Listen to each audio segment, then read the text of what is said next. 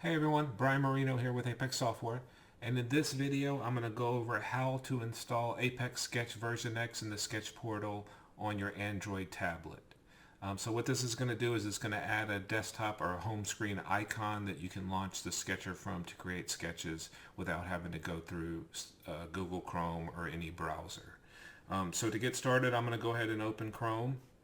And I'm already pointed to the Sketch portal. If you're not already there, the web address is portal.apexwin.com. And I'll go ahead and link it in the description below as well, so you can just tap the link and it'll take you there as well. But once you get to the page, you're not going to log in here. You're actually going to go click on the menu button at the far right of the address bar. And that's going to drop down a menu, and the second to bottom option will be Install App.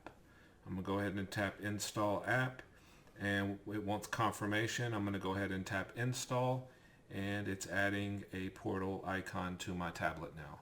So from here I'm going to go ahead and close out of Chrome, and I'm going to swipe up to view all my apps running, and we'll see the bottom left one there shows Portal.